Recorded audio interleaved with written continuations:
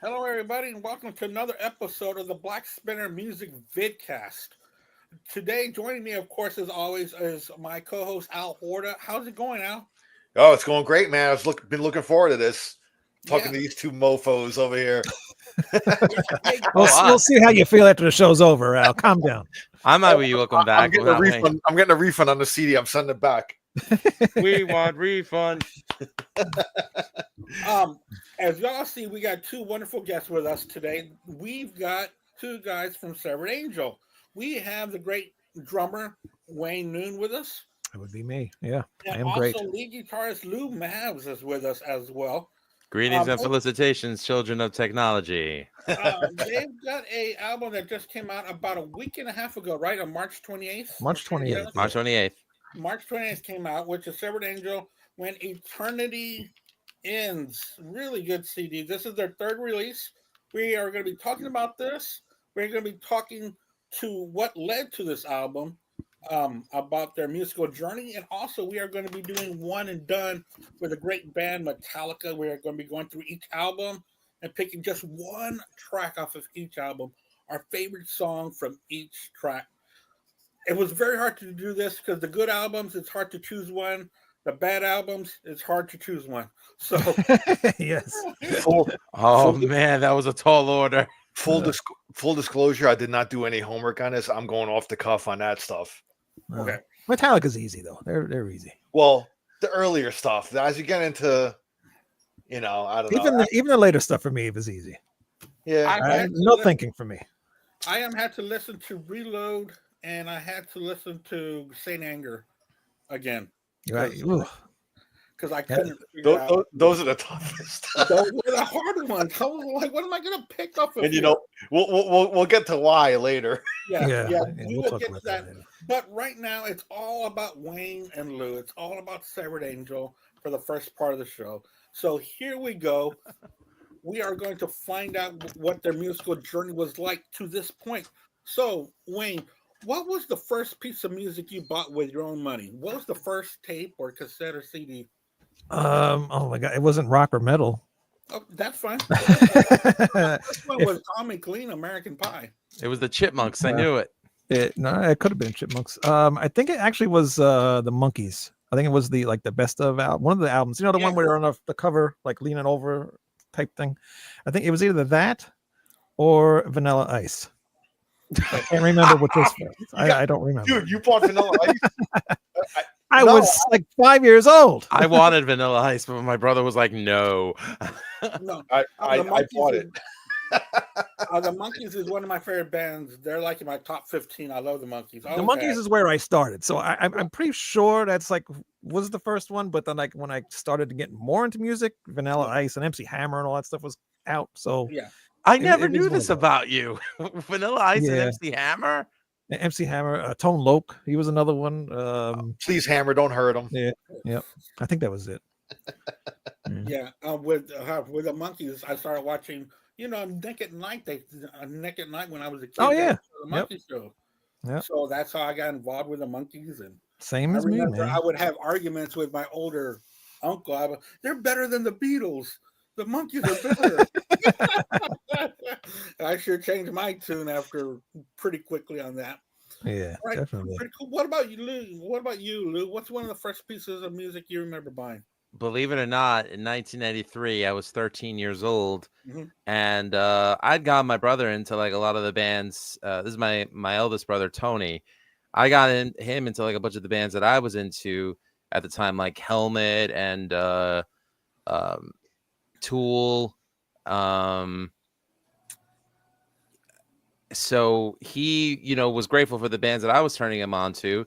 So he's like, I want to turn you on to something from when I was your age. He's about 15 years older than me.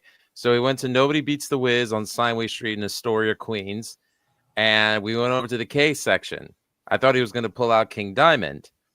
Instead, he pulled out Kiss Destroyer. I was like, wait a second.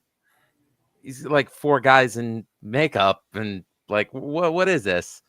So I saw the CD was like $9.99. So I was like, you know what? I'll buy this with my own cash that I have on me. And that album changed my life. You know, for like 3 weeks straight, all I could listen to was Detroit Rock City.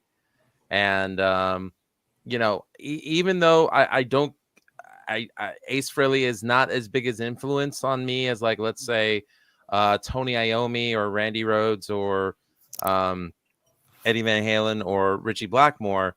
There was just something about the guitar tone on that. Like, you know, when I heard God of Thunder, when I heard the harmonization on Detroit Rock City, and King of the Nighttime World being my favorite song on that, you know, there was that youthful exuberance behind it. And it really affected me as a 13-year-old. So, you know, I still have my copy to this day.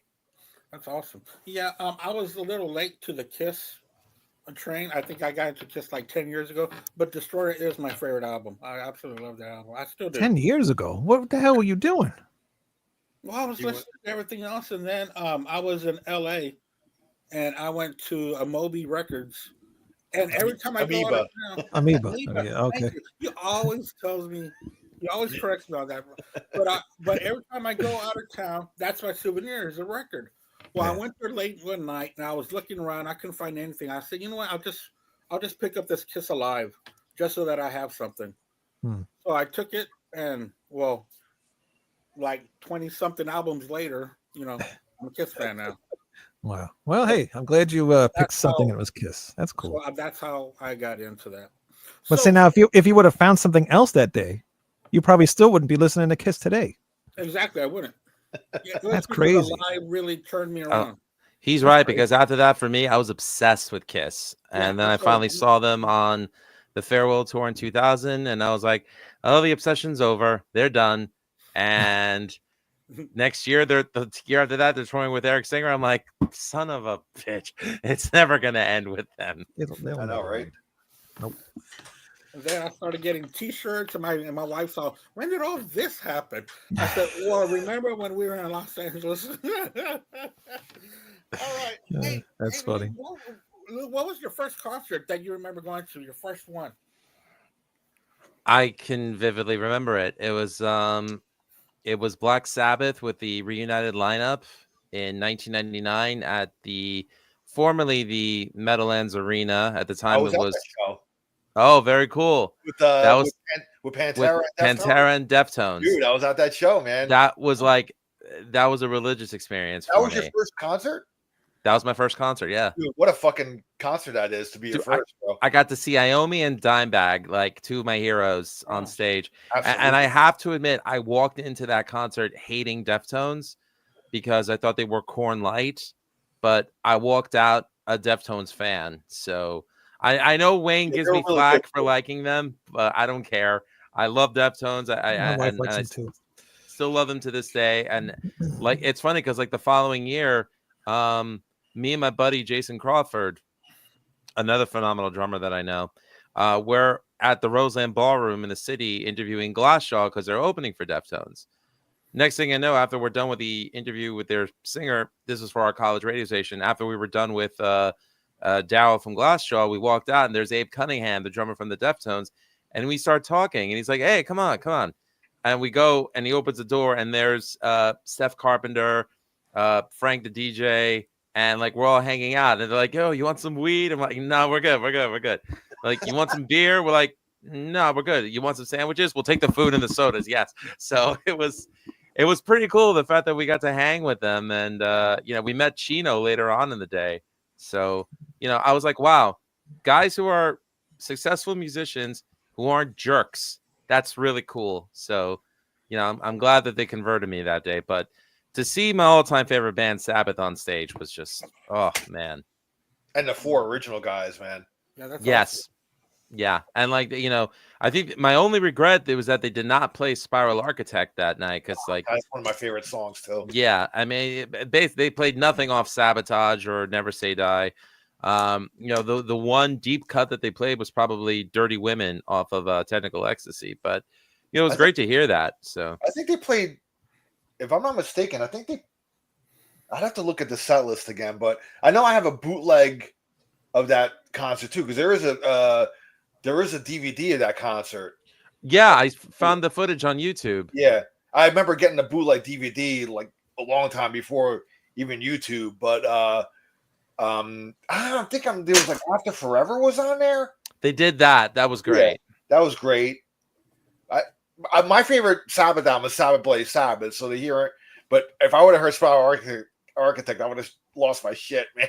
Yeah, I mean, to have heard that or any song of Sabotage, because that's my favorite Sabbath album, would have been great. But yeah, beggars can't be choosers. Oh, just to see the four of them was a thrill, man. Yeah. Definitely. And they were still at that point. At that point, Ozzy was singing pretty great, and they were playing long sets still. I mean, because I remember that night was a pretty long. I think it was at least an hour and a half. Yeah, it was. Because I remember, as they went on Ozfests and all that stuff, their sets got shorter as Ozzy began losing more of his vocal ability. I can attest to that. Yeah. Yeah, because I saw them again in 04 and 05 on Ozfest. Yeah. And even though I would say 04 was the best that I've seen them performance-wise, even Ozzy was on point vocally and performance-wise. And that was literally like the summer after like he hurt himself on the ATV. So I was like, yeah. Okay. So I was like, so injury makes him perform better? Okay, I got it. It wasn't the drugs. All right, got it. Yeah. Well, that's what I saw Black Sabbath too was during Ozfest. Was 04 or 05. Did they do both years? Yeah, 04 they did with Priest and 05 they did with Maiden. Oh, and 05 was the last one with Bill Ward. That was it. Then they broke up for a while and they did the Dio thing after that. Which was great to see live. Yeah, I saw that a couple times. That was great. Mm-hmm. Yeah, I consider The Devil You Know to be the last truly official Black Sabbath album. I hated 13. I'm not a 13 fan as well. Such a letdown. I'm a 13 fan. I like 13. You could just because I hate it doesn't mean others should hate it. You like what you like. I mean, But I did see the Judas Priest one, so it was an 04. Okay. Man, that was a great show too. Yeah, that was along with Velvet Revolver was on that bill too. Oh, okay. I only went to one Ozfest, 98. That was the only one I ever attended. So you had like Tool, Incubus and Tool and Megadeth, right? Okay. Motorhead headlined a smaller stage, and it was Tool, Megadeth. I think Limp Bizkit was on that. I'm sorry. Yeah, well, they came out of a big toilet, so it was. They belong in a toilet. It was apropos. It was apropos, so apropos. Anyway, Bazinga. Hey, what about you? What about you, Wayne? What was your first concert? Well, I was going to show it, but because I made like a little shadow box. Okay. Of the stuff. Yeah, it was Iron Maiden, but for some reason I put the wrong ticket in here. The show I saw was July. I just looked it up, July 16th, 1999, on the Ed Hunter tour. And the reason why I made this is because Nico threw his stick out, and my friend my friend was sitting right next to me. He reached his hand out and got the stick. A couple of years later, he goes, "You love Nico more than I do. You can have the drumstick." So he gave it to me as a birthday present. So I put a little picture in there and made a little box. But that was my first ever concert. Was 1999. That's really cool. God, you guys are making me feel fucking old, dude. Well, you are old, but it took me so long to go to a concert. I was always afraid to go to a concert. I didn't want to go into Manhattan. And Manhattan was a nightmare for me. My mom wouldn't let me go to concerts. My mother neither. It's like she was always afraid of me going into these concerts because back when they had concerts, there was always horror stories, people throwing bombs in the stage and all this shit, and she just didn't want me to go. I had the benefit of my older brother, so I was lucky in that aspect. So he took me to my first couple of concerts. My first one was Kiss in '85 on an Asylum tour. Wow. And ironically, Black and Blue opened up for them. So I saw Tommy Thayer first. Isn't there irony to that? Did you ever go to the Birch Hill in Jersey? Oh my God. Birch Hill was like a second home, dude. Oh man, you had some great shows that came by there. I wish I could have seen half of them. That was like the premier concert venue in New Jersey, man. Mm. Yeah, that and there was another one called Club Benet was really good. I remember Ace Frehley playing there. I saw George Carlin there. Wow, okay. That was pretty cool. So yeah, Club Benet and Birch Hill were like the two. A lot of bands played at those places, man. There was a lot of concert places in New Jersey, though. I mean, yeah, Stone Pony, things like that. So there was one in South Amboy that I was a real big fan of. Chrome. Playpen? No, not Playpen. No, it was called Chrome. It was in Chrome. South Amboy. I remember Chrome. And I saw Every Time I Die, Unearth, and Killswitch Engage there around, I think it was March of 2003. Okay. And I remember Chrome. Great place. Unfortunately, my friends left before Lamb of God went on. So I was giving them crap the entire ride home back to Queens because I'm a Lamb of God fan. But it was great to see Killswitch and Unearth that day. Every Time I Die, once I saw them live, I got it. And I became a fan of theirs too. So, Interesting. Yeah, that's before Lamb of God. You would have seen Lamb of God in a smaller place because they were right after that. They kind of blew up then. Oh yeah, the following year they did Ozfest And then in I remember, 04 and then I remember in 06, I remember them with Megadeth. I remember them with Slayer in I believe it was the Meadowlands as well. Quite possibly, yeah. It was 06.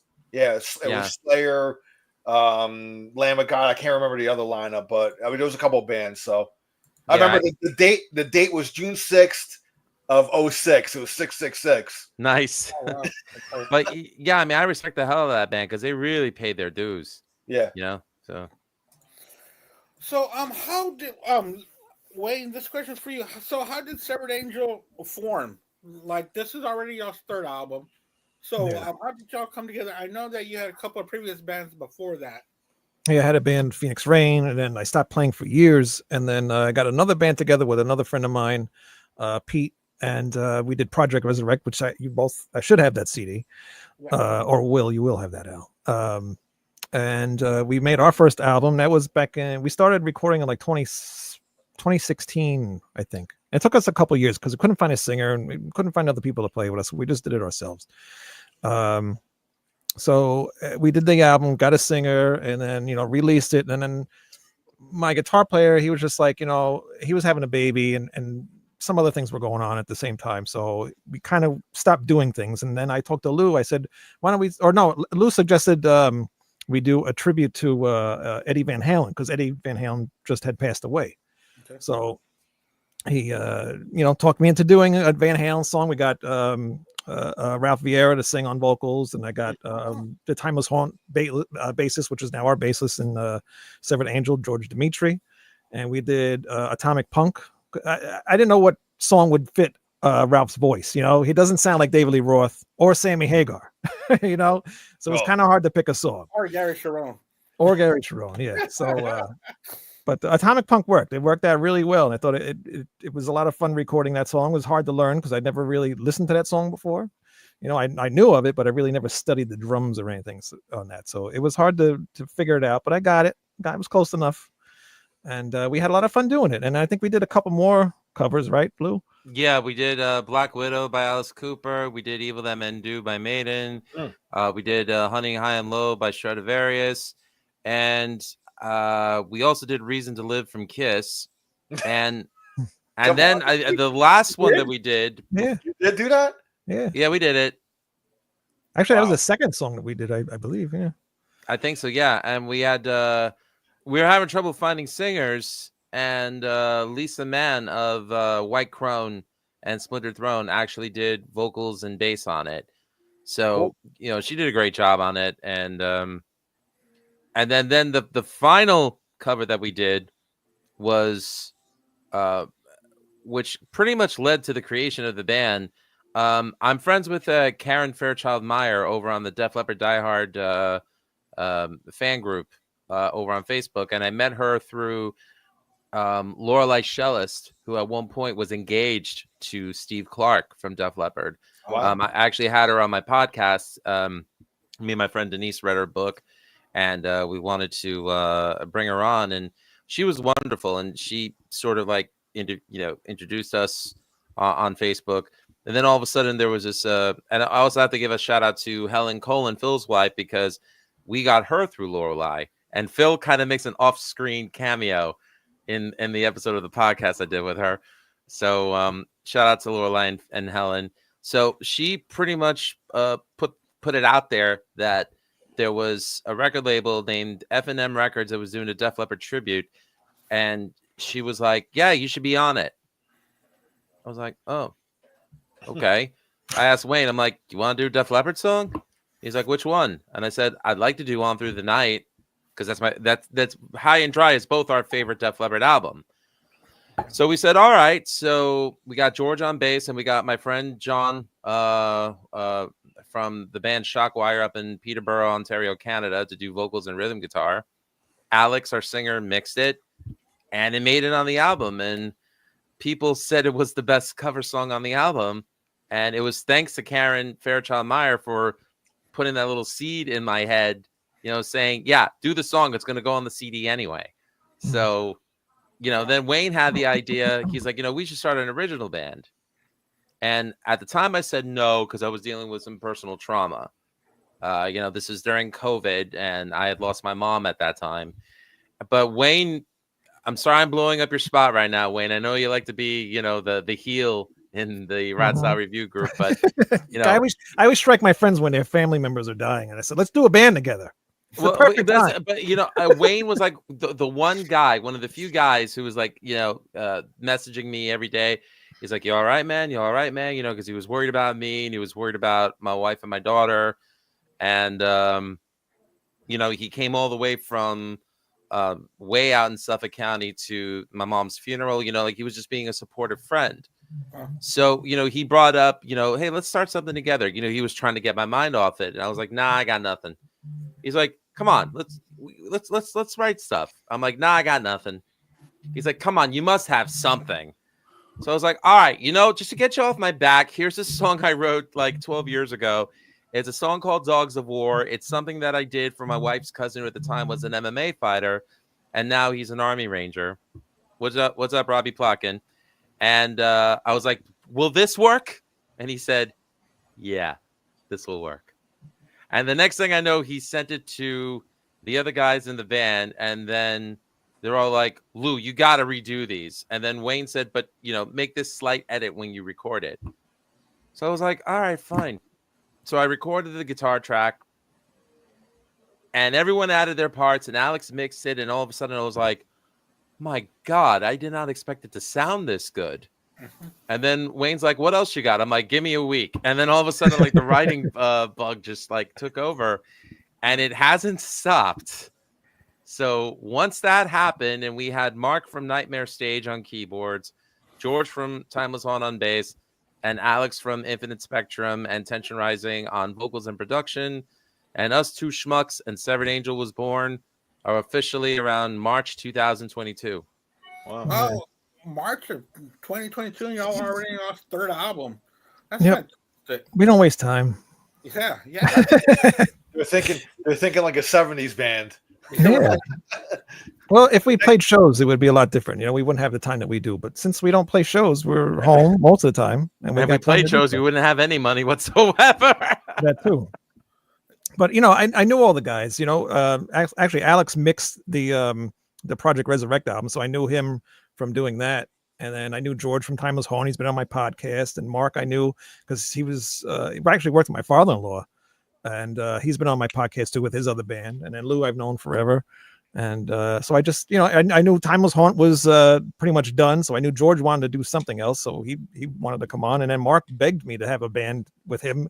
It just never had a chance to until Severed Angel came along. So it just all kind of just worked out almost in like a couple days span of time. It was just really quick. Everybody's like, yeah, let's do it. It was cool.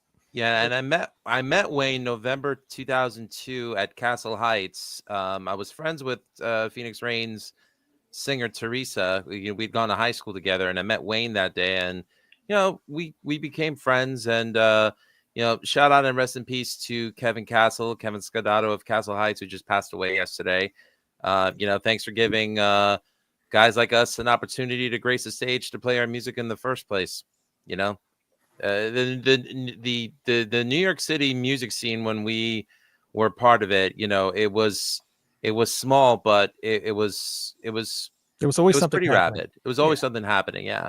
Yep. Whether it was in Manhattan, Queens, or Long Island, even Brooklyn too. So good times back then. So let me ask, you guys never did a live show as Severed Angel? No. Do you guys ever plan on doing one? No. We would like to, but we had a practice. We had I two gave practices. up. and it just I don't know. It doesn't work out. You know what it is? Everybody's got kids, and we're all working, and Okay, I was gonna say, is it because of your regular lives, working and that's families and pretty things much like what that? it is. And George Three lives out in Pennsylvania. It takes like 4 hours to get over here, so it's a lot, you know. and three of us have kids under the age of 10, and like they're active. Like I know my daughter, she's in dance and in soccer, so it's I don't want to take any time away from her, Right. and and all of us have good family lives, thankfully. And plus it's like it's different, like if we were talking about playing out like it was 10 to 20 years ago, where there was an abundance of venues and opportunities to play and open for bands you want to open for, and it'd be a different story. But I mean, out by us, there's no original acts. They're very few and far between, and Everybody, there's less venues that want to house them. So yeah, we'd sort of be shooting ourselves in the foot. Plus, you got to take into account the logistics of touring. Gas prices have gone up, lodging prices have gone up, food prices have gone up. I don't know how bands today break even. I mean, God bless them for doing it, but we're at that point where it's like, we just want to be creative, and we get asked that a lot, oh man, you got to go out and do a show. My question to them is, will you come out and support it? Oh, well, I'm like, all right, if you didn't respond yes, then Right. you sort of answered our question. Yeah. Yeah. Because everyone's got things going on in Yeah. their life. So I'm like, you know what? There's always the gift of music. So, and just enjoy it when we put it out, because chances are you'll find something in our music you like. that kind of leads me to my next question. So when you guys write songs, is you guys ever get in a room together live, or is just files you send each other and you guys just kind of do that way? Alex and I have gone together a couple of times. Like I'll drive out to him in Brooklyn, which isn't a problem, but most of the times it's just back and forth. Like George has sent in ideas, Mark sent in ideas, and me and Alex are constantly coming up with ideas and bringing in completed songs, and it kind of works out that way. And you know I liked our writing process. I mean, I realize it's a lot different.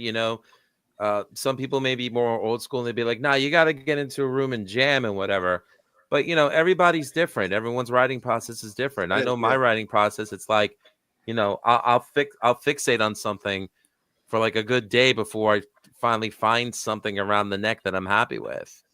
And once I'm ready to present it, then I'll send it to Alex for mixing and for adding on the bells and whistles, the plugins or whatever. Mhm. And then if it's good enough, we send it to Wayne, who puts the drums on, and then the song builds from there. So I'm happy with our process, our songwriting process.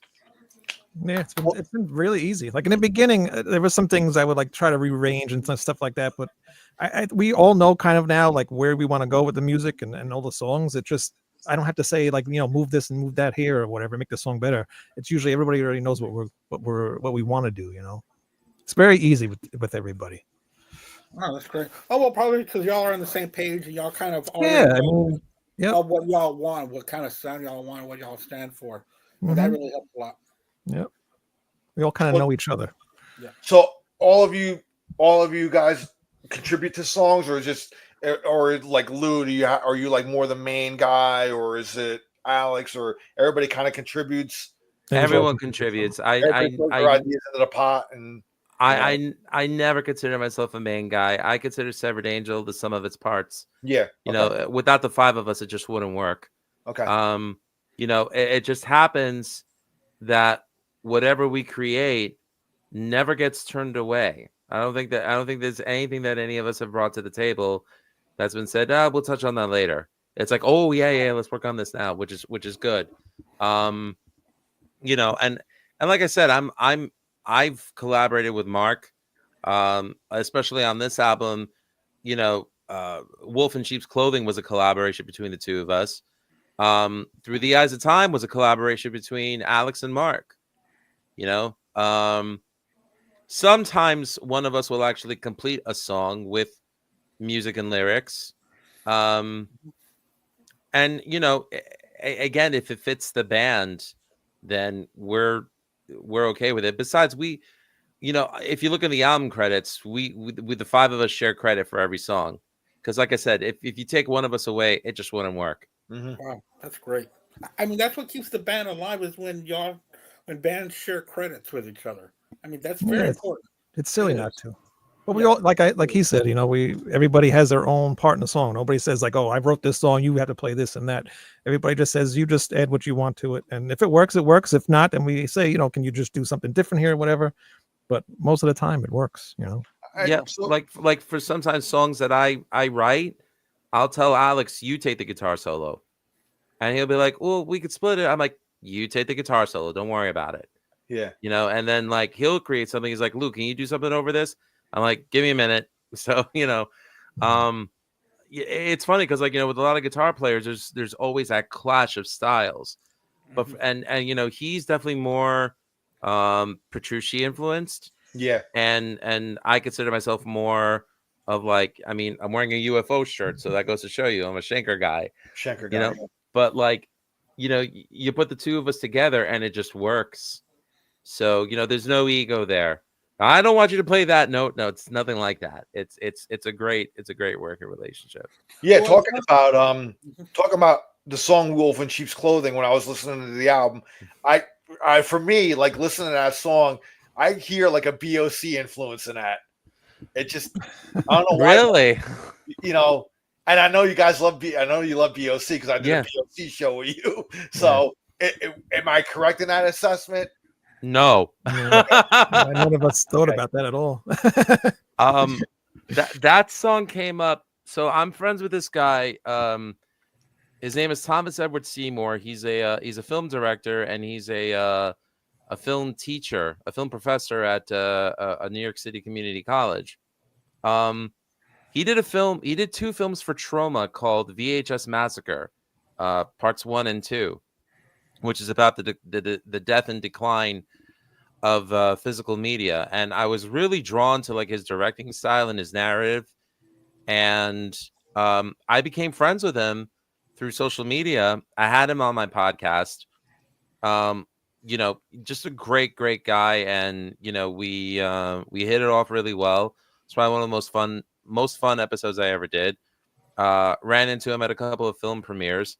And then like around the time that we were about to start writing the album when Eternity Ends, he hits me up and he says, I'm planning a third VHS Massacres. I'd like Severed Angel to do the theme song. wow. And that's how the song came up. And like, watching the film, you know, if you look at the box cover, because like I'm a very visual guy, so you know, it sort of has like that 80s neon type look to the box cover, and the soundtrack is very electronic based. And I believe it or not, I'm really into like EDM, you know, artists like Fury Weekend or Miami Nights 1984. And even the Birthday Massacre, which is more like goth wave type stuff. So I was like, you know, it wouldn't be a bad idea to write like a techno like metal song. And I don't think it's I mean, it'd been done before, but not the way I'm thinking about it in my head. So I remember the first person I contacted was Mark. I was like, Mark, think you could do something with this? And a couple of days later, you know, he sends that intro with the main rhythm section. And I was like, okay, we have the basic parts here, but we didn't have a bridge. So then I just threw the bridge in there by just doing some pull-offs on the guitar. And the next thing I know, we were able to like bring everything together and it just worked perfectly. And I love BOC. I'm sorry to disappoint you. It wasn't BOC influenced. Because I didn't even think about that. It sounded like BSC to me. No, it was just me trying to be a it was trying to find that fine line between heavy metal, techno, and horror. Okay. Is really what it was. There's also a band called Beast in Black that does a similar type sounding song, and me and Mark kind of we both like that band. Yeah. And that one song I was like, let's go in kind of like this direction. So that Okay. helped Mark, you know, get some of those keyboard things in there. And the Yeah, video that's- for that song That's funny premieres to this hear Friday. BOC, but what's that? I don't know why. I just heard that in the song. I don't know. I don't Is know. it because of the vocal harmonies? You It's the think? vocal harmonies that kind of reminded me.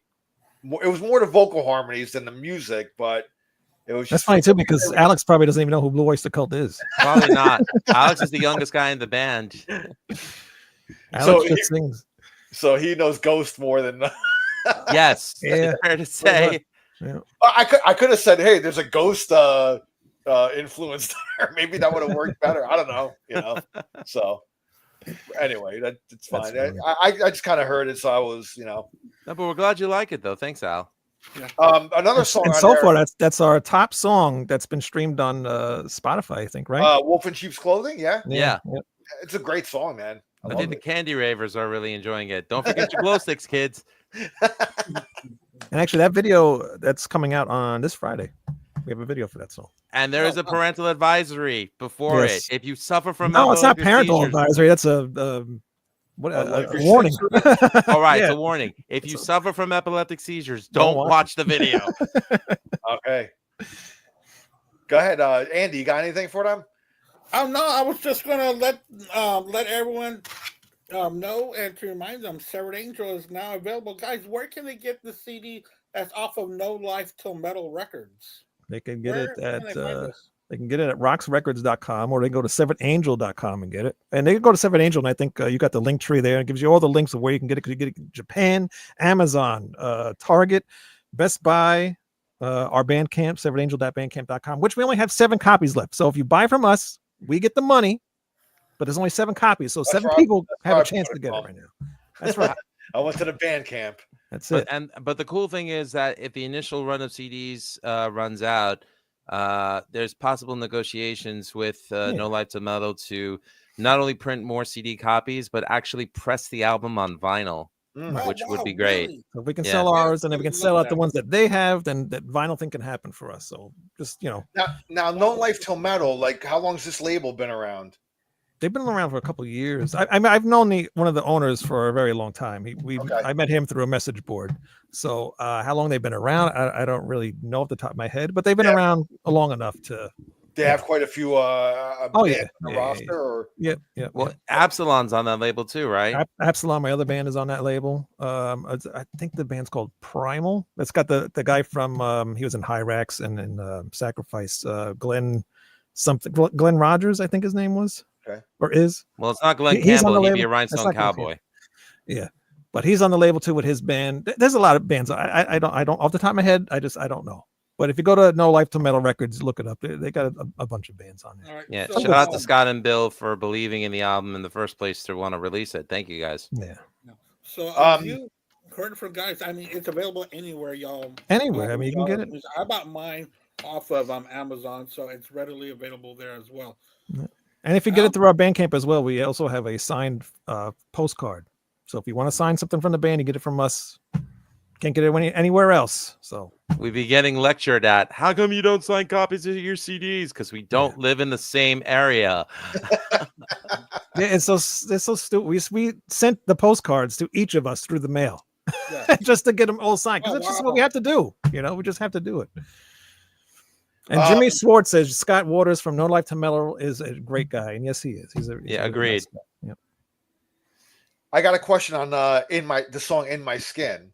Mm-hmm. Lou, as a fellow guitar player and a fellow lover, I mean, one of my big influences is Randy Rhoads myself. I can hear kind of a little bit of you might disagree with me, but I don't know. But I'm going to ask you: is there a little homage to the Crazy Train riff in there? Kind of sounds like it a little bit. It probably not subconsciously you meant to do that, but Which part of the song? there's a part in a riff that you're playing that just sounds like Crazy Train to me. A little homage to it. It's similar. It's a little similar. You mean like the main riff? I mean, honestly, I've only listened to I gave the album a 2-run listen through. I've only listened to it twice all the way through. So, but when I got to In My Skin and I heard the riff to it, it kind of felt like a nod to Crazy Train, the riff in it. Wow, no, I did. No, I never associated. Okay. No, I'm hearing it. I'm curious now. Like I want to hear the song now, just to Well, like. I gotta say, I love your guitar work on this album, man. Thank you. You're killing it, and I love like watching the videos. I love the Dean Flying V that you're playing. Thank It's you. a very cool guitar. You know, Thank love you. that. And I mean, shit, it's making me because I haven't picked up a electric guitar in quite a while. So I actually went to my storage unit and I dug out all my electric shit. So I know what part you're talking about. It's Okay. like at the before the main riff of the verse starts again. The ba ba ba ba ba ba ba yeah, ba ba. yeah, it's the part. No, I can assure you, I was not thinking Crazy Train when Okay. I wrote it. But it's not a bad thing. I'm not saying you're ripping it off. It's just it sounded like a little similar to it. So No, I was just trying to think of something to like bookend that part of the riff. So Okay. I didn't even think about. You know what it is? It's like it's cool. It's a great riff, man. thanks. I mean, I've been a Randy fan like since my youth, so Yeah. I'm not surprised if there's things that I do that made me want to play. So you know. like I'm not surprised that there's things that I do that because actually I remember Ralph Vieira said from the first album, my solo in the song "Wide Awake in Screamland" reminded him of Randy. I wasn't even trying to sound like Randy, but those influences, like when you're influenced by those artists, they just normally seep into your playing. It's not like you're trying to rip them off. No, definitely not trying to rip anyone off. But you're it just happens. It just happens, man. You know what I mean? So I mean, I always talk on my show that my holy trinity of guitar players is Randy, Eddie, and Lifeson. Those are my three guys. But I mean, the guy that really made me want to pick up a guitar was the guy behind me, Jimmy Page. When my older brother took me to a midnight showing of Song Remains the Same, and he's playing Dazed and Confused, and the part where he's hitting the guitar with the bow, with the slap back echo and all that, pointing to the crowd. When I saw that as a little kid, I'm like, I want to do that, man. That was the moment in my life that I was like, I want to get a guitar and I want to learn how to play. So like that, and then my first riff I ever learned was Iron Man. So Iommi is part of the conversation as well. Definitely. So so those 5 players there shaped me wanting to play. So I love Page, but like more than just like as a guitarist, I mean as a songwriter. I mean, he's amazing. Like to me, the Rain song is like the most beautiful song ever written. So absolutely, man. The tunings on that, everything, man, it's incredible. I still can't get it right. I remember when Joe Perry and Steven Tyler inducted them into the Rock and Roll Hall of Fame. I remember Joe Perry on stage. He's like, "So you're gonna teach me the Rain song or what, Jimmy?" I mean, even he's like asking Jimmy to teach him that. That song's a masterpiece, man. Yeah. So, agreed. Yeah. So anyway, anything else you want to ask Andy? No, I am done. Yeah, I mean, guys, if there's anything you want to know about the songs at all, I mean, we're happy to answer. Yeah, the Demon's Alive. I was digging Alex's vocals, like how he's going from kind of a more of a harsher vocal into clean. Like I like his transition. I like how that it's only Alex doing those vocals, by the way. Thank you. It's all these all these reviews that we've been getting thinks it's Lou and Alex. No, it's just Alex. It's just Alex. Yeah, I did no vocals on this song on this album at all, with the exception of the chorus of Wolf in Sheep's Clothing, and that was the 5 of us doing it. All the vocals on this album, with the exception of The Fall of Rain, which is Alex's wife Gail, it's all Alex. And some of these reviewers think that it's me. They're like, Lou's doing the harsher vocals. I'm like, no. On the previous albums, he has done the harsher. I'm not even credited on this album for vocals. Right, it's like, come on, read the inlays. But Alex, when he really first started singing, only a couple months before we started the band. Okay. So each album, you can tell like he's improved every album. And this third album, he's really improved more, and especially with the growling things, because he really wanted to learn how to do that. So that's why he took over most of the growling stuff on this album, because keeps improving himself vocally. Mm-hmm. And your drumming is great on it too, Wayne. Well, my drumming's always great, Al, so I can't argue with you there. Very, very humble. But that was my favorite song to play, actually, by the way, because it feels like almost like a King Diamond type song, and I just had that King Diamond type feel when I was playing that song, and I love playing it. Cool, I love how the cymbals sound in it, the drums. It's one of my favorites on the album. The Iron Sheik never had a chance to break Wayne's back and make him humble. So Never. Oh, that's awesome, man. So I don't know. What do you want to do now, Andy? You want to do the Metallica thing, or you guys? Let's try the well, Metallica thing. you guys want to add anything else before we go on, or Just buy the goddamn album. All right. go to StubbornAngel.com. You can get all our social media from there. go to Bandcamp, and so the money goes directly to them. That's right. You know? And if you don't have a CD player, buy it anyway. And if you don't want to buy it, just go at least stream it from somewhere or buy the digital version on our Bandcamp. There's so many ways to hear all of our music. Just, You know what I love? listen. I love when people like actually, like. There's been a couple run-ins with people like, I'll buy a CD and people say, I don't even have a CD player anymore, and I always say, do you have a DVD player or a Blu-ray player? And they're like, yeah, you have a CD player. So the people tend to forget that shit. Right. You can play CDs on a DVD player or a Blu-ray player. Right. You know what I mean? So, well, I had somebody actually lie to me because there's this kid on my route, and I noticed he was wearing like a Rush shirt. So I said, "Oh, you like rock and metal music?" And he's like, "Yeah, I do." So I was like, "Oh, I got a band. I'll give you some CDs or whatever. Do you have a CD player?" He goes, "Yeah." So I gave him the CDs. About a couple weeks go by. I don't like to bother people if they like it or not, but I was just like, all right, let me see if he listened to it. And he goes, I asked him, and he goes, "No, I actually don't have a CD player." And I said, "I just asked you if you had a CD player. What do you mean you don't have a CD player?" Hey guys, Amazon, $15, a CD writable. Seriously, they're so cheap to get, man. I mean, Yeah. so And then he at thrift stores, I found a really nice Sony 5 CD changer for 20. And I absolutely love it. You can get them everywhere. dude, the thrift stores are awesome, dude. Yeah, I've been finding a lot of equipment there that I was thinking of like if I find one in a thrift store, like remember when he used to make those like 500 CD like disc like I got one right here. Yeah, It holds 200. Yeah. I'll get one of those and load that bitch up, man. Just have it on fucking random and shit. You know what I mean? So, Got to rewatch those sometimes though, because it's like and it happened to mine a few times. There's a rubber band. It's literally a rubber band, and it'll just snap, and then you got to replace it because if it's not in there, it won't change the discs around, stuff like that. Here's a news flash. Wayne doesn't actually own a CD player. Look at all the CDs. I don't. Actually, that's a green screen. It's not real. All right, man. So Bandcamp on all go on there Severed Angels official website to have all the links to different places, but buy it on Bandcamp. SeveredAngels.bandcamp.com. Yeah, I'd suggest doing it on there. That's the best way. So that's the best way. And a shout out to our bandmates, Alex, George, and Mark. Love you guys. Yeah, really good work from all 5 of y'all. Fantastic. I think the album, man, it's awesome. I can't wait to get the physical copy. Thank you. I'm happy to say that it's gotten the best reviews so far from some of the metal press. I mean, one even gave it a 10 out of 10, and we've had a couple of 9 out of 10s and some 8.5 out of 10s.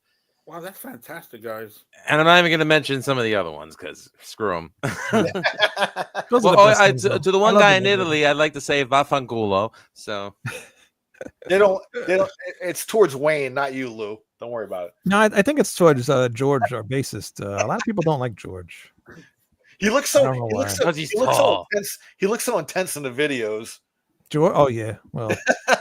Now he plays like an 8-string bass or something because I think it's like a 10 string bass or something. I think he plays like an actual tree bark and he just puts strings on it.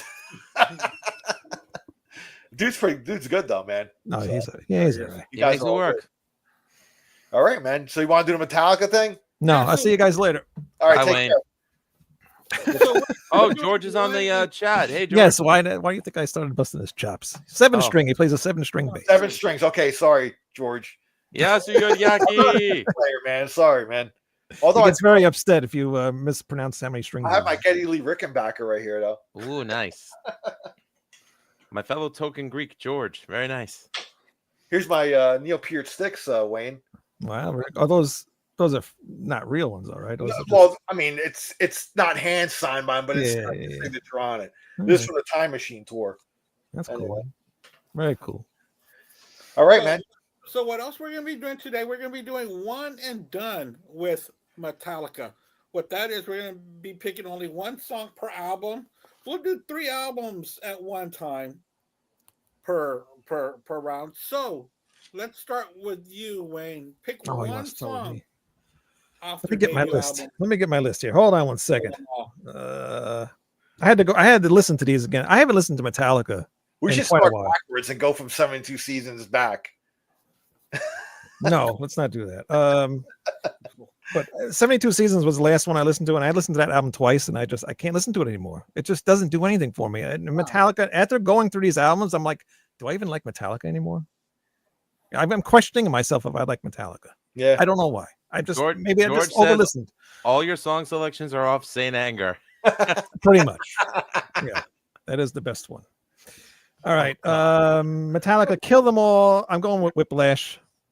Whiplash. I love the intro, the drums and everything, which Lars can't even play now. It's embarrassing, but it's a great song. Okay. Off of Ride the Lightning. Yes, Ride the Lightning. This one was a little tough because I wanted to go somewhere like people probably wouldn't pick it, but I'm going to go with the obvious Creeping Death. Oh, okay. Never get sick of that song. No, of course not. And Master of Puppets. I knew exactly what I was going to pick because it's my favorite song off the whole entire album, Disposable Heroes. Oh, yeah, Disposable Heroes. That's a nice one. Starts off side 2. Yeah. That's a great one, man. Which one do y'all consider their breakthrough album? Would you say Ride the Lightning or Master? Probably Master, because that album went double platinum before the other two were certified. Okay. Yeah. All right, Lou, you are on the hot seat. Well, what have you done with Kill 'Em All? Before I do that, I just want to say shout out to my best friend Alan, who's watching, and his favorite band is Metallica. Hello to you, your beautiful wife Crystal, and your beautiful daughter Bailey, and to a great Metallica tribute out of Brooklyn, Queens called Anesthesia.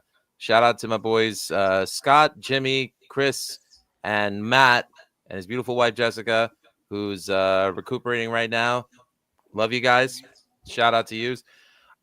Favorite track off Kill 'Em All, Phantom Lord. I'm going deep cut on that. Ride the Lightning, which is my favorite one. It's funny because, like, I hate to admit it, Wayne picked my favorite, so I'll pick my second favorite just to put some shine on it. So I'm gonna say Call of Cthulhu. Love that one. Do that too. And Master of Puppets, again, Wayne picked my favorite song off it. So I'm gonna pick my second favorite one off it. Again, to shine some light on it. So I'm gonna say Damage Inc. Oh, okay. Ooh, yeah, that can get vicious. All right. Well, honestly, there's only one song on Master of Puppets I don't like, Leper Messiah. I love that song. Everybody hates that song, but I like it. I love it. I love that song. I prefer Escape. I prefer Escape to Leper Messiah. I love that song too, man. Kill 'Em All. What are you gonna do? All right, man. So I didn't study for this or anything, so I'm going off the cuff. But looking at the track list, I'm gonna go where it starts, man. Hit the Lights, dude. Just the way it just comes in and just like fucking James with just the fucking just fast into speed metal, and I don't know. I just love the way they just kind of, it's just them like announcing to the world like we're here and shit, and it's fucking. I've always loved Hit the Lights. I've loved when they play it live. Badass. Too. Yeah. So I'm going with the album opener, Hit the Lights. I'd like to hear the version from Metal Massacre one day. You never heard it? I haven't heard of the one with Lloyd Grant on it. No, I'd like to. One day. You can go on YouTube and probably find it on there. Oh yeah, probably could. Okay, cool. Okay, so Ride the Lightning. Ride the Lightning is my favorite Metallica album. Nice. That's where I was introduced to them. I've told the story before. Like my older brother and I, with his friend, for his high school friend, we used to play Dungeons and Dragons all the time. And this was 1985. So the album had already been out. I never heard of Metallica, nothing. This older friend would always bring albums over. And his older friend was a long-haired metal, hard rock dude. And brought over Metallica. He bought Ride the Lightning. And he put it on. And that opening, the Fight Fire to Fire, I was like, what the fuck is this, man? Like, I didn't even know what the hell I was listening to, but it was just, it blew me away, man. I was like, and I became a fan. Like, Master Puppets was the first. I got that when it was new, when it came out. So Ride the Lightning was my first Metallica album. I'm actually going to go I mean, and this is tough for me. I mean, I could go Fade to Black. That's their stairway to heaven for me. Mhm. But I'm gonna go with the title track, Ride the Lightning, man. Mm. I love Kirk's solo in that. One of the best solos, in my opinion, that he's ever done. I'd agree with that. I fucking love that solo. But not only the solo, but there's some reason when he's playing the solo, I love the rhythm that James is playing underneath it. It's just so kind of like, I don't want to say groovy, but it's just kind of like, I don't know. It just makes it's like almost like AC/DC ish. Like it makes your head bob. It's not banging your head, but it makes your head like, if you don't like, nod your head the way it's, I don't know, you're dead. I think it's just fucking one of those songs. I mean, I'm going off the cuff, so I'm going with Ride the Lightning, the title track. And then now Master of Puppets. Shit, this is a tough one too. But I'm going to go with a masterpiece of Cliff Burton and go Orion. I'm going to go with the instrumental. Oh, Nice. Orion is just like, That was going to be my other choice too. It just shows like how fucking awesome Cliff was, man. How integral he was to that band, in my opinion. So, he was just getting started with that album. I think that album was really just like fucking showing him he was going to go to places, man. And it just sucks. But that song is his thing, man. That's his. So I'm going Orion. Very cool. I think that if he would have lived, he would have had a bigger say in what was going to go forward in Metallica. Because in another podcast that I have called Three Shots Down, we did an episode about Cliff, and we were talking about his interviews that he did and how articulate he already was, and that he was already putting so much into the band. And they looked up to him, man. He was, yeah. And, he was the most musically diverse of all the band members, and he knew more. He was most musically diverse, and he knew like kind of like theory and things like that. So he was teaching them how to do like those Thin Lizzy-ish like harmony guitars, and he was teaching them things like that. So his influence on there, pretty much says it all. And there's a reason why, in my opinion, and in circles and everything that I've read, why these three are their best albums. Yeah, the one was a part of. But for me, I am going to go with Kill 'Em All. I'm going with Four Horsemen on this one. On this one, I'm going to go with Fade to Black. I love Fade to Black. I mean, I can't pick against it. And what got me started with Metallica was the first time I ever heard the title track. So I can't turn my back on the title track. That's what started it all for me. And this is Master Puppets is my favorite Metallica album, and it's also my top 20 albums of personal albums. That's my top 20. All right. very cool. Very cool. Next three. Next three. Right here. And Justice for All. Wayne. Which way are you going to go? I'm going with the song One. That video scared the shit out of me when I was a child, and I hated Metallica for it. But I got over it when I got a little older, and that song just always sticks with me. You gotta love the drums in the middle of the song with the the double pedal thing going on, and it's just awesome. That song just never gets old. Says the guy wearing an Art the Clown shirt, afraid of a Metallica video. Wimp. I was 8 years old. Wimp. When I was a kid. It was scary, man. That guy had no arms, no legs, and there's just head just sitting there and covered with his mask, and just very disturbing. I liked it. I did not. Black Album, Wayne. Wherever I May Roam. It was very tough to pick one because this is my first Metallica album. Yeah. So I like pretty much the whole thing.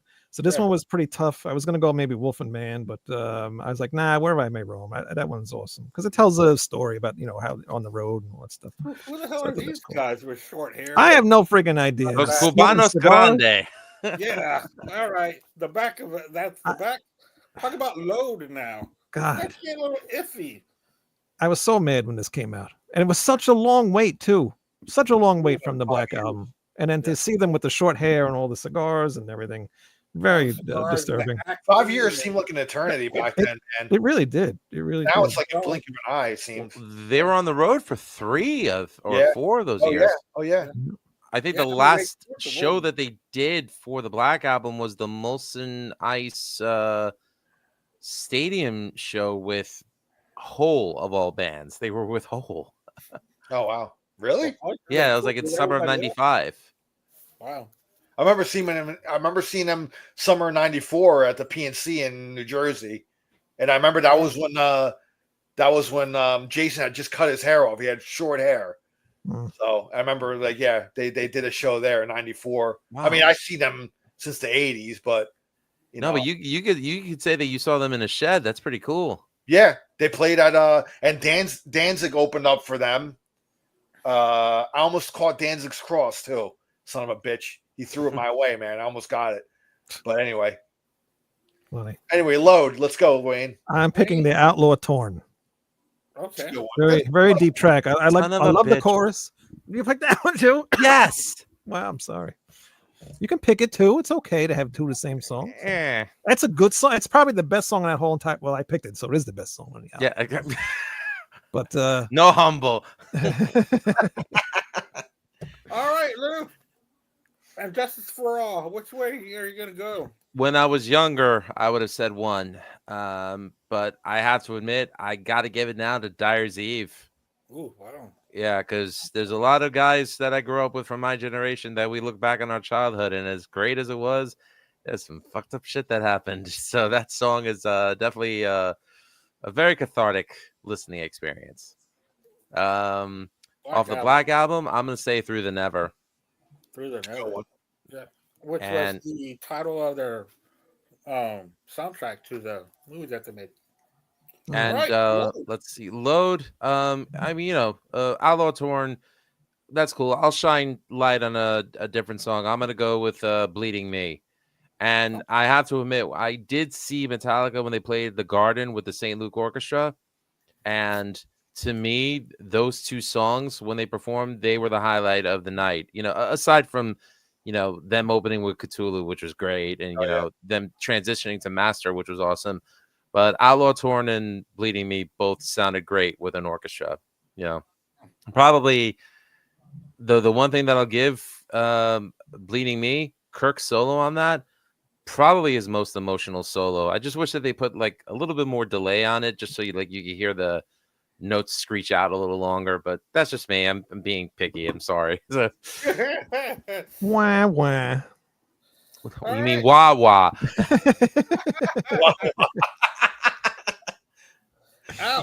He did make a joke that when he dies one day, he's going to be buried in a Wawa coffin. Will he have a cup of Wawa in the Wawa? Holy shit. At least he admits it. He knows. He knows that's his bread and butter. Wow. All right. Justice, I'm going with the opener, Blackened. I think that's like one of the best songs they've ever written. I love that song. I just love it, man. I think it's great. I love the lyrical content of it. I love the riffs and everything. I think that's probably my favorite song off of Justice. So, Black Album. Let me look through the track listing here. Enter Sandman. No. I purposely went to the Friday MetLife Stadium show just so I wouldn't hear Enter Sandman. But hey, that song was cool back in the day, and it was also really cool when ECW and Sandman would come out to the entire song all the way down to the ring, and then the bell rang, and you realize he couldn't wrestle. Didn't matter. I'm gonna go with the last track, "Struggle Within." I like that song a lot. I'm gonna go with that one. So. Whenever I put the Black Album on, I skip over all the singles now because I've heard them so many times. They're almost all you have to go to side two. I very rarely pull out the Black Album, but I mean, like when I do, I just go to all the deep cuts. Like I go to Holier Than Now. I go to Don't Tread on Me, Through the Never. Of Wolf and Man, The God That Failed. My Friend of Mystery is a good one too. Very overplayed. Yeah, but Struggle With It. I'll go with the last track on that one. Load. I think I'm gonna. Let me look at this real quick. It's a very long album too. That's why Load is. I like some of Load. I like both of them. I was pissed off at first. Yeah. I think, as a lot of people were pissed off, I think it was more because of the look. But I mean, when I heard what was the first Until It Sleeps, Until It Sleeps. I'm like, what is this? I was like, what's going on here, man? What's going on here? But as I heard the album, there was some good songs in there. Hero of the Day, I like the S&M version. I do like the symphony version better. I think James sings with a lot of emotion on that song. But I'm gonna agree with Lou. I'm gonna go Bleeding Me. I like that song a lot, so I'm gonna pick that one. Bleeding Me. That's one of my favorites on that album, actually. So Yeah. Yeah, man. if we were gonna pick S&M, I'd probably pick like Hero of the Day off of that. That's one of my favorite songs on that album. That version. So I almost picked Mama Said. I'm not even joking. I love that song. they took it. Hey, listen, man. I always talk about like if Cliff had lived, they probably would have did an album like this. It would have been a little. There's no way they wouldn't have. Because he loved Southern rock, he loved all that, and all those influences are on this album.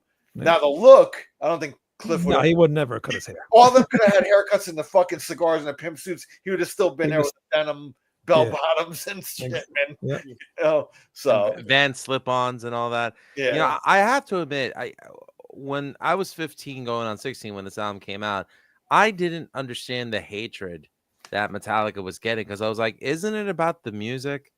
It's like, a band like Typo Negative, who, again, one of my favorites. Love that. Then I could say, okay, 4 long-haired, muscle-bound goths from Brooklyn. Yes, there's an image that needs to pertain to the music. So if they had done what Metallica did, I probably would have been more shocked. Yeah. But as a music fan, it really didn't bother me that Metallica, changed their look. Changing their sound. Yeah, I was taken aback by it because, as I mentioned, all with the exception of Cthulhu, all the songs that I picked from my number ones are the fast ones. There's really no fast songs on Load. Yeah. But I do give him credit for focusing more on the songwriting than trying to top what they've done in the past. Yeah. As a songwriter, you're supposed to grow. You grow, you change, man. Right. Yeah. I guess it was just a big change from where they were before. And then the album was just so long. Yeah, a little too long. And the second half, I just lose interest. Well, the whole look of them on the album, the photography. Well, first of all, the photography was by Anton Corbin, and I remember specifically when U2 came out with Achtung Baby, Lars was a big fan of that album. Mm-hmm. And that was a big shift for U2. If anybody who knows U2 coming out of the 80s going into Achtung Baby, they completely changed their look, their sound, everything. I mean, they did a complete 180. And the booklet had them like, Bono was playing like this. He was kind of poking fun of like a whole rock star thing by being this rock star. You know what I mean? So like the whole look and that was done. The photography was done by Anton Corbin. Now Metallica took Anton and he did the photography and all that type of stuff on Load. So I think they were going after like that kind of vibe. Same thing that U2 was, because Lars admired U2 a lot at that point. So I think they were kind of doing that because they were influenced by, but especially Lars. And let's face it, Lars is one of the half of Metallica that does the decisions. You know what I mean? So yeah, it's funny you mentioned that. I didn't even put 2 and 2 together with that.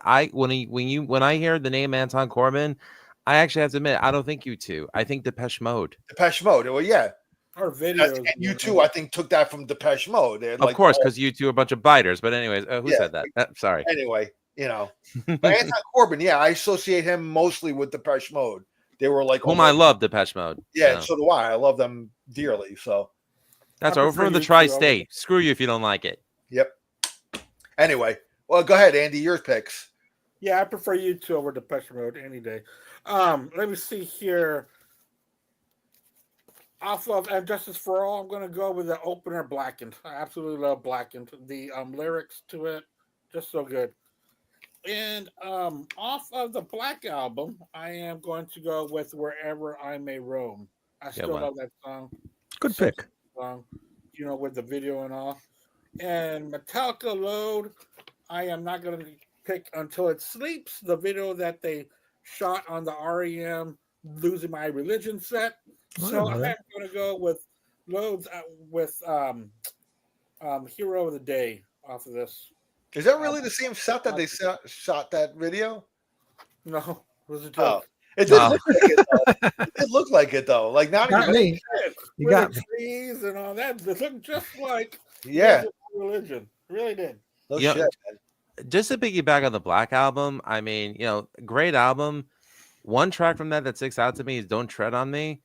I don't think any metal band at that point, until Iced Earth many years later, would write such like a, I guess you could say, a patriotic song like that.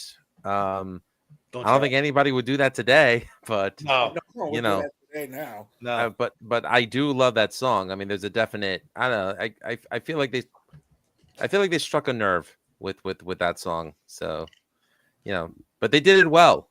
I love that song Yeah, too, though. but back then when people would do patriotic or things that were associated with patriotism, it wasn't so picked on or so. It wasn't so maligned. divided back Social then. media. They just Yeah. went with it, you know. Yep. Yeah. Social Now media. it's- Social media has really ruined all that bullshit, dude. Oh now yeah, I it- agree. now it's really, really just it's now Social media's ruined everything. They ruined music, politics, You ruined my life. families, it's almost podcasts. It can ruin a band. Is what It that can ruin a band. It's just ruin their it's, career. It ruined Bad Wolves, which is a shame. Oh, really? I mean, they kicked out Tommy. They kicked out Tommy Vexed, and there was all this friggin' back and forth between the two of them on social media, on Twitter and Instagram. Oh, wow. It was like, this is so immature, guys. Yeah. Just do your own thing, if you can't get along. ruined the new Disney movie. I mean, the Snow White movie. I wasn't going to see that anyways. Those dwarves look weird. I don't think social media did that. Well, It what's did it on wrong its with own. the work? Did they have to make them taller or something? Oh my! No, just go on the internet and go find out what's wrong with the new. That's all right. Snow Watch White the movie. trailer and you'll see what's wrong with Yeah, it. that's all you really have to watch. But if you gave me the option of Lee Greenwood's "God Bless the USA" or "Don't Tread on Me," I'll take "Don't Tread on Me." Thank There you. you go. Yeah. All right. I do have that Lee Greenwood on 45 though. I'm not judging. Hey, listen, I have a funny story about that song. I was Yeah, in sure. South Carolina the year before the pandemic. I was with my wife and daughter, and we met up with her sister and her family, and we stayed at our friend's house, who was from New York originally. Mhm. We go to a winery one day, and there's this guy singing karaoke. And the next thing you know, he says, "Okay, everyone, stand up so we could do the song." I thought we were going to do the national anthem. Right. No, he's singing "God Bless the USA" from Lee Greenwood. I'm like, what am I doing? Like, why? And I was like, if I take my hand off my heart, I'm going to get my ass beat. So I was like, I'll just okay. Do I need to take off my cap? I mean, what do I do here? Thank God I wasn't wearing a cap that day. All right. Yeah. What's so, next I then? mean- I mean, like for the national anthem, I understand, but even "God Bless America," when they play it in the same thing, I don't know why people stand up, put their hand on their hearts. They're not supposed to. You don't have to for "God Bless America." Yeah. But let's move on. All right, Reload. Reload. Unforgiven 2. I know a lot of people hate that song, but I think it's really good. I think it's the best song on there.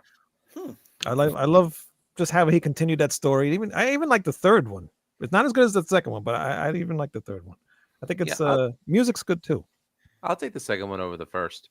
Yeah. But Oh, I like the first. no, I like the first. I love the but first one. Yeah. My problem is just overexposure. It's like Yeah. it's like I could hear the song in my head right now without having to put the song on. It's like, I remember waiting up to see the original version. Remember when they had like the long version? Yeah. I waited up all night to watch that video. It's interesting. if I had to pick a song off Reload, I'm actually gonna go "Memory Remains." I It love that wasn't your song. turn yet, It but wasn't your turn yet. It wasn't. But- Oh, you're doing all three? Oh, sorry. yeah, that's how we've been doing it the whole time. No, I know, Well, now but he you're only, making up he your only own picked up rules. Reload. Jesus Christ! Oh, well, yeah, because I Whose show is this? I don't have Saint Anger. I'm sorry. I never bought Saint Anger. I don't So blame you. And Wayne, I'm surprised you haven't usurped the show yet. I'm sorry. Continue. Okay, wait. I actually like Andy and Al. Okay, I'm not going to. I like them too. Nah, that's not what you said before we came on. Uh, Son of a Saint bitch. Saint Anger. This was tough. The Unnamed Feeling. If I had to pick a song, it would be that one. I heard that. I saw your rant on Facebook before, man. It is a mess. It is a mess of an album. It is a complete mess, man. I don't know what they were thinking. I really don't. Death Magnetic. What the hell version is that? Huh? Why does it look like that? Is that a What is digipack version? This is. I have all my CDs inside the folder stuff, so I throw away the covers Yeah. and I do the inserts. And Oh, the sometimes- booklet. Okay, all right. Yeah. Yeah. Why do you throw away everything? Oh well, because I don't have room for the jewel cases. You literally throw it away. Yeah. Holy shit. Well, what else am I supposed to do with it? I don't have with it. I've got vinyl all over the place, so I had to buy those books, which I have like 5 of them. That hold Wait, my- you throw the jewel cases away? Yeah. But you keep the inlays though, right? Yeah. Oh yeah. I'll keep. Oh, you keep all the inlays and stuff. Oh, okay, all right. I thought you were throwing the inlays too, just keeping the books. Because went to yard sales and bought stuff like that. I'm like, why would you throw away the other parts of the thing? Because you don't think about these things. Everyone thought, People would actually buy the jewel cases off of you if you. Yeah, sold. a lot of people really? looking for jewel. No, Yeah, I just- people look for that all the time. You'd be a millionaire right now, Andy, if you kept the jewel cases. I wouldn't say he's a millionaire. I mean, I keep 100 right in there. here. How You about could probably that? fill up a tank of gas, maybe, but other than that, If you're lucky. Yeah, because I don't have room for that. If I had kept all the cases, who knows what this room would look like? It's only a 12 by 12. yeah. Yeah, do you want them to fall over and suffocate the man? What's the matter with you, Wayne? Look, You look at me. sadist. Look at me. I'm waiting for the day you're I'm running out of suffocated. room. I'm running out of room. But if I run out of room, people are going to Please have to leave. die. Anyway, People are going to have to leave. A child, or maybe my wife would be first, and then my son. Oh, my wife or daughter will probably be like, "Here, come take everything, man. $500. You know, the whole collection, the whole thousands of pieces of music, man." They would not care. Yeah. Well, Because I got shelves here and shelves over here of all of vinyl, so I had to do something with that. And then I got cassettes over here, so I had to do something with the jewel cases. Sounds like a mess over there, Andy. well, this No, Alex says that my music collection is worth $3,000, so I could probably get about $10 for it. Wow. Yep. Cool. All right. So Death Magnetic. Death Magnetic, yes, I love this album. A lot of people. I don't like it. I like it. I love it. I just don't like the production, but I'm going with the opening track. This was just your life, or that was just your life. I was Okay. gonna go with the what's that song that sounds like one The Day That Never Came or whatever else it's called. The day that never comes. Yeah, I was gonna go with that one, but I'm going with the opening one. All right, That that was 3, right? That's 3. that's 2. No, you did Saint Anger. You did. Oh, I did do Saint. See, I totally forgot about Saint Anger. Saint Anger That and, album sucks so bad. You already forgot about Saint Anger. Album See? cover Yeah. for throwing us off. All right, Lou, reload. Memory Remains. All I right. do love that song. Saint Anger. This was so tough, but I'm gonna say Sweet Amber, Okay. Wow. which And- actually has a pretty cool riff. If you Yeah. could get past the production and the drum sound, which I know you won't, that's actually a pretty good song. So I definitely go Sweet Amber. Off of Death Magnetic, which is an album I do love and Yeah, me have it too. on heavy rotation in my car. I'm gonna pick My Apocalypse. Oh, okay. Yeah, that's a good song too. Also, their EP for this was really good too. Beyond Death Magnetic was really good. Interesting songs on there. Yeah. I'm Yeah, there's some really good songs on there. it's funny because they did a song on the 2006 summer tour called Vulturus, and there's actual like live audio of them. You know, they released it, but they never put it on record, and it's a shame because you know it's a good track. All right, so those are the 3 off of there. All right, Al. Man, it's really throwing me off that I don't have the Saint Anger cover with me. Reload. Reload. I'm gonna go with the last song, "Fixer." Okay. I like that song on that album. Yeah, a lot of people do pick the Fixer. It's an epic. The last songs on their albums are usually pretty fucking long epics, so that's one of them. So what's next? Saint Anger. Saint Anger. I'm agreeing with Lou. I'm actually going to pick Sweet Amber. I think that's probably my one that I could listen to on that album. The fucking dude, like Wayne said, dude, that production on that album is just I've heard demos that fucking sound better than that shit, man. It's just unbelievable. I don't even know what the hell they were going for. Lars's drums No is just idea. a goddamn atrocity. You It's know, such a mess. It's so funny too. It's like you can hear like he's very heavy with his right foot. So Yeah. and when he does double bass, instead of hearing like the pattern of the both feet going, you just hear his right foot constantly slamming on it, and his left foot is kind of like just like very quiet. tapping it. It's like like how did you mic this? Like it's just terrible, terrible, terrible. Yeah. And to see that Bob Rock was involved, it's like how, why, what happened? You just gave up. That entire album had like a huge black cloud over it. Yeah. It's just bad, so bad. I mean, even today, watching Some Kind of Monster, it's a tough watch. It is. It really is, because you're seeing a band implode and fall from grace. And yeah, funny enough, we had an author, William Irwin, who wrote an entire book. He's a psychology professor, and he wrote an entire book on Metallica's lyrics. And even he thought, getting the psychiatrist Phil Toll involved, like if they had kept him around, it would have been the end of Metallica. It definitely would have. Probably he did more damage to them than Jason leaving, or or had James not gone to rehab. Yeah.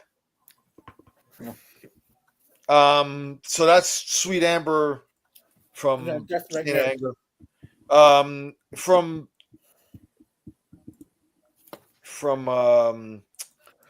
God damn it. Death Magnetic. I'm gonna go with the Judas Kiss on that. Good one. I think it's a really good song. It's a good album. They mixed like Wayne was saying, they mastered that album way too hot, man. You can hear like the sizzle and it's just. But I remember somebody talking about the Guitar Hero version of that album. If you listen to that one, much more dynamics in that album. So I think the vinyl version is not bad either. I think if you listen to the vinyl version, sounds the same to me. I have it. But the Guitar Hero version is the best version to listen to because it's not like mastered really hot. So, and Andy knows I'm a production guy. I love production on albums. I kind of analyze. I'm a big production guy. So, yeah, they pushed everything to the red on that. On the loudness, wars on that thing is fucking atrocious. But I'm gonna go with Judas Kiss on that. So yeah, I think they were trying to make up for what they had done before. They were trying to. The mastering on fucking Saint Anger ain't fucking much better either. But anyway, but the songs are a lot better. The songs are a lot better. Yeah. The songs were. The songwriting made up for it. So yeah, it really did. And knowing that there were guitar solos and regular drums, and we had our Metallica back. We really did on that album. That tour was amazing. Yeah. I went to that tour too. That was a really good show. Machine Head opened up. That was the best opener. The Sword was better. No way, they suck. Machine Head. Machine Head was better than Metallica. Did you catch one of the shows at Prudential Center, Lou? Is that one of the shows? No, I saw them by me at Nassau Coliseum. I wonder if we went to the same show. That's funny. I went to the Prudential Center show on Super Bowl Sunday.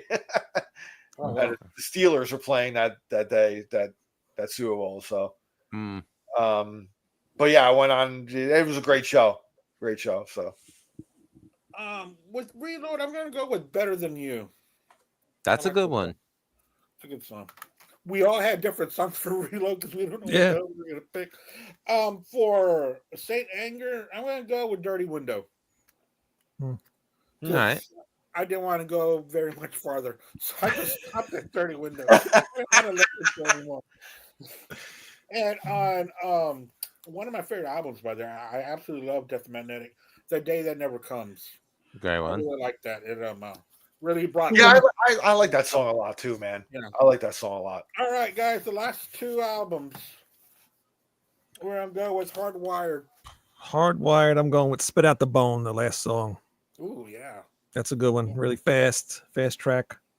And off their most recent album, I just went with Lux Eterna because that album just doesn't do anything for me.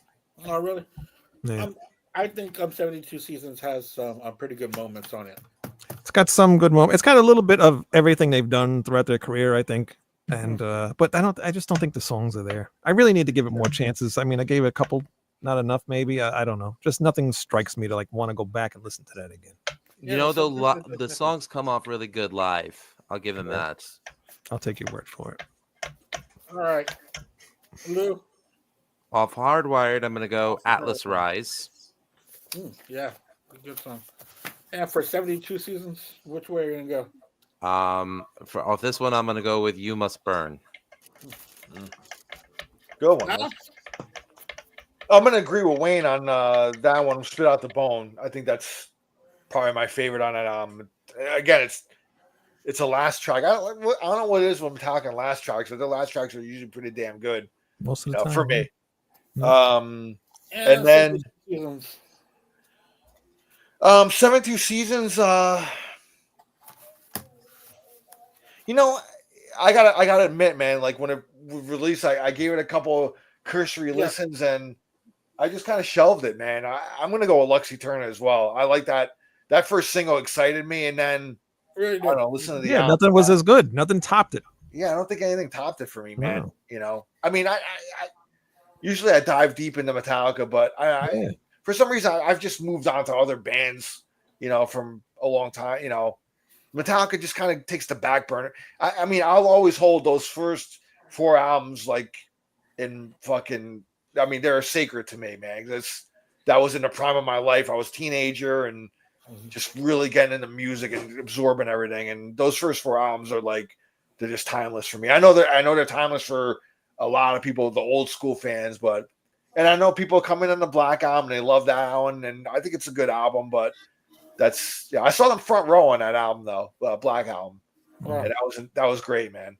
There's actually, I was just watching the other day. I went on YouTube. I have the bootleg of it myself, but just for the hell of it, I went on YouTube, and there's an actual bootleg of that show. You could see me in the bootleg because the guy really was filming the screen. So when James was singing "Seek and Destroy," he jumped down into the snake pit. He jumped down where, well, you know, there's the barrier between the stage and the barrier. They can walk around, and he would just go to people searching, seeking, you know, let people sing. And you see me in the video right there, man. Which one? Where was it? When was it? It was for the Black Album. No. But when? What was the day? The date? No, was it the PNC show you went to? No. This is at the Meadowlands in 91 or 92, early 92. Interesting. I have big tours. I have a bootleg VHS. I have to see which one I have. I wonder if it's that one. Yeah, it was an evening with too. They had nobody open up for them. Okay. So they played like 3 hours, man. Those shows were so cool. They used to have drum offs with James and Lars. And Lars, yeah. It was like a whole big show. It was insane. Yeah. James handed me a beer. It was cool. Everybody was like clawing at it and shit. I'm like, can I at least get a fucking sip of it first? I took a sip of it and I just passed it back behind me. It was in a plastic cup. So it was cool, man. Cool moment. It was cool stuff. And I remember I got those tickets. It was me and 4 other my friends on that day. We went down to Ticketmaster in downtown Rahway, where I lived in New Jersey. There was a record store down there. I had a Ticketmaster. We went the same day of the show, mid-afternoon. Went down Ticketmaster, and the guy, we just went like pull up the best tickets you got. He pulled up 1 front row ticket, 2 third rows, and 2 fifth rows, and we snapped them up, man. And all my friends were like, "You want the front row?" And I'm like, "Fuck yeah, dude! You know, I'll take the front row." And I was there, man. One of the best shows I've ever seen. Being right there, man, was fucking ridiculous. Yeah, that's cool. So, the energy, and they were like, I mean, at that time they were just, I mean, they were so huge, man. I mean, it was just like everybody was into Metallica, man. Yeah. So in 91, 92. I mean, they were the height of their power. Yeah. And unfortunately, when a lot of bands are the height of their power, they start release albums thinking that they can do whatever they want. People are going to buy it crashing anyway. down. Yep. It's going to sell. We're going to make millions. It doesn't matter. But they can still shit on an album and it'll sell. As long as it has Metallica at the top. Look at Lulu. Exactly. They sold Lulu. So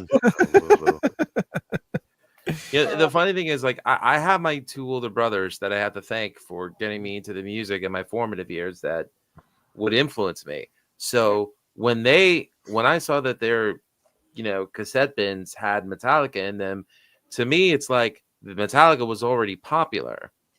You know, I didn't realize that by the time I saw the VMAs in '91 and they were performing Enter Sandman on it. It's like that's when they were like reaching superstardom. Because to me, from what I had experienced, which is why I always, you know, I guess that's why I always looked at music differently, was because, you know, most people think about what they hear on the radio or see on MTV as what's good and popular, but I had them as like the benchmark for like the stuff that I still listen to this day. Yeah. So, you know, I'm very grateful that I had that experience, because I wasn't, you know, I wasn't,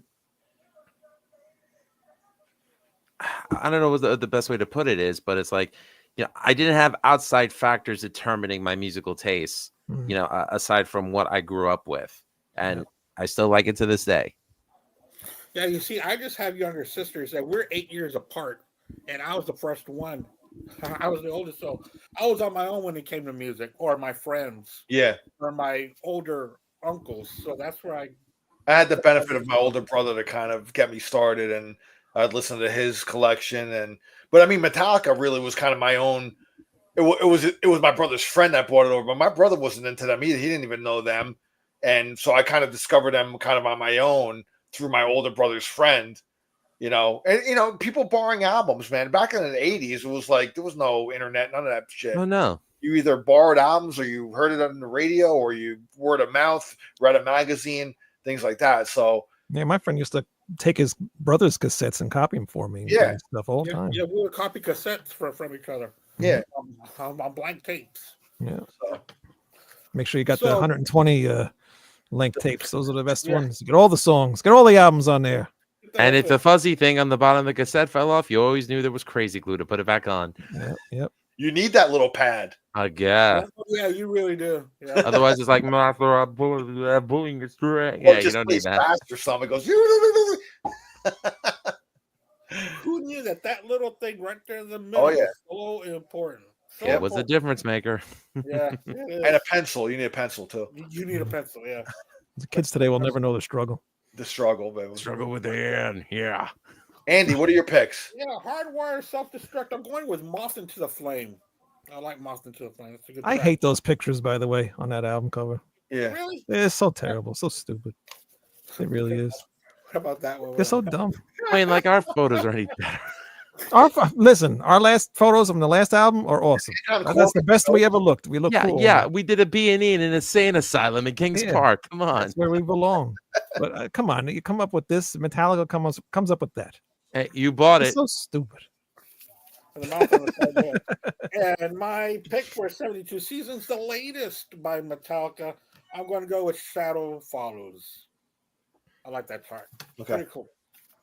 All right, that All right. concludes our picks for Metallica. Hey, Wayne, what do you got going on tomorrow on your channel on Rat Salad? Rat Salad I- review. I have no idea. I don't know. We were supposed to do an album review, but nobody Guys, sent us the You guys album. have going on because it's both of them guys on that channel. Yeah. So We don't know. We'll know maybe tomorrow morning. Seriously, I have no idea. And then I do Almost Human on Thursday. That I know. We're doing Martin Popoff is coming on to talk about That's right. his newest Oh. Iron Maiden book that he did. that should be So- good. That's great. That'll be a good one. Yeah. Oh, yeah. But But as far as Rat Salad View, I have no idea. Okay. Okay. It'll be a surprise. Just show Yeah, up. what- 8:00 Wednesday on YouTube. And just to give you guys an idea of where we're at right now, we started album number 5. Album number 4 is already done. Yeah, wow. George Wow, and we didn't do that. George and Mark are already starting to work on a new song together. So Yeah. See, I was talking about collaboration. I'm doing one, they're doing one. But album 4, we're really excited about. We're actually going to do a film along with it because it's Oh, a concept we hope album. to. We hope to. Oh, wow. A concept album. Yeah. Yep. And Yeah. our longest song to date is on this album too. So How long it's is gonna be it? interesting. Can y'all give us 18 that? minutes. Wow. Okay. Yeah. I don't like long songs, but I made an exception for this one because this is something that Alex wanted to do, and I let him do it, and it came out really, really awesome. I have to admit, after we were done recording it, my question was, how in the hell are we going to top this? Yeah. But we already started working on album number 5. So So So number 4 is already done, ready It's to already go. done. wait We for just the need date. the artwork done and stuff like that, and Yeah. photos and stuff. But yeah, music is done. Yeah, you and go. I'm working So- with this great filmmaker named Mariah Plakis, who's also my first cousin once removed. She's an animator, and we're doing it together. And Wow. we actually had a meeting together on Sunday. We were working on it for about 4 hours, writing down ideas and thinking of visuals and getting inspiration, and the art direction and the direction of the film. It's linear to the music. It's not literal. So like, what you hear in the words, is it going to be what you see visual? Because that would be annoying. So, I'm very excited about this. And, hopefully if all goes well with When Eternity Ends and Scott wants to pick it up for distribution, we'll talk about that when we get there. Great. So album number 4, are y'all thinking end of the year or beginning of 2026? 2026. Yeah. Okay. I don't know when. I want the movie and the music to come out at the same time. So At the same time? it's gonna be like a package deal. Cool. So yeah. Yeah. So Okay. it's like as we're working on this project in progress, once we have like the first 3 songs done, me and Mariah, we'll send it to the guys for approval and changes. Oh wow, guys, y'all so y'all are all full stream ahead. Y'all aren't sitting on this We're great not album here. right. Y'all are pushing ahead. Yeah. Wow, that's fantastic. Yeah, man. Waste no time. Keep the Yeah. creativity going, man. Yeah. Might as well do it now while we're still here. Yeah. Yeah, that's when that's when bands do their best work, is when everything's right there in front of them and they go for it. So that's great. We are all very interested to see what that is when we're still just getting into number 3. We got number 4 to look forward to. So that's Yeah. Maybe I gotta go back to 1 and 2. I've never even heard them, so I gotta go and get them too. So Yeah, you're not missing much. No, just kidding. no, but I sent you the second one yesterday, Al. oh, cool. All right, I thank you. have 2 copies, so I went You ahead sent and it. sent you. You sent it with a jewel case, though, right? Yes, I did. Yeah, yeah, I sent it still wrapped. Okay, good. I didn't take it out and throw it away. All right. Yeah, I accidentally sent Andy a second copy, but I said, Andy, do what you want with it. So Yeah, he told me he would send it to me, so that's cool. cool. $15, please. No, just kidding. All right. I'll PayPal you tomorrow. No. Don't worry about it, Don't worry please. about it. But it does come with a jewel case. So all right, cool. what are we doing next week, Al? We got another guest next week. Yeah, next week we're going to be interviewing Jaron Galino. He's the bass player of Lynch Mob, Heaven's Edge, and he played bass for Tantric as well. We're going to be interviewing him. I saw him at the George Lynch played down here in Florida a few weeks ago, and he was playing bass. It wasn't a Lynch Mob show though, because George has been doing like these.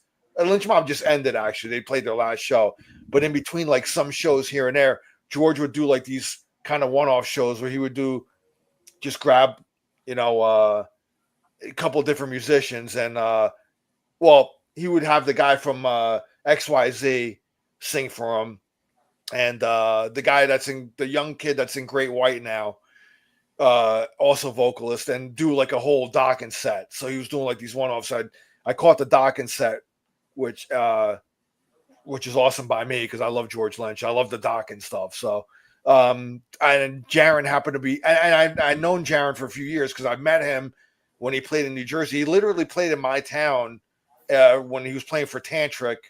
So I could literally walk to this theater from my house that I used to live in New Jersey. And I went there and I met him, just the nicest guy. And we hit it off real cool, like just talk about everything, musicians and all that stuff. And we kept in touch, man, like, social media and everything. And I've caught up to him at a couple different shows here and there.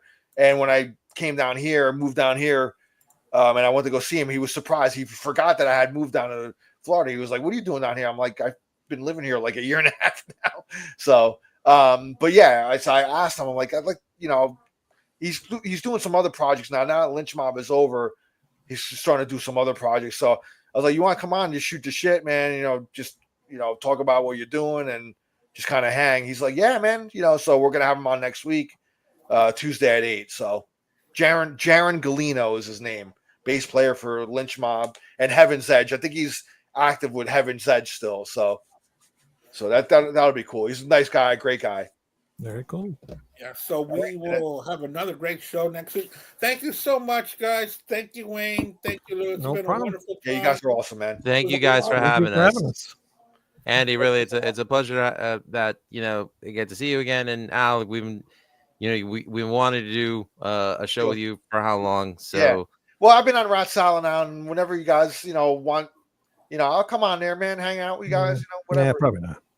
Wayne, shut up. Do it when Wayne gets another surgery or something. Yeah, maybe get his I'm head not on. examined next time. So, Yeah, that'll be good. but we I'm appreciate not going to be you on guys next a lot. week. Come on then. All right. Love you guys, man. Thank you, guys. Love you We're too. Good time. You guys, everybody out there, get the new album by Severed Angel, If you don't get it, I'll find out where you live and I'll force you to buy it. and they'll give you one And I'll give you one, but you got to pay me for it. But I'll give it to you. in a jewel case. And I really hope that y'all enjoy our one and done with Metallica. Wayne is cheaper than Gene Simmons. He'll come to your house for like $20. That's right. So y'all take it That's easy. why he's not welcome at mine. And remember, guys, keep them spinning. Bye, y'all. Take care, guys. Cheers. Bye-bye. Cheers.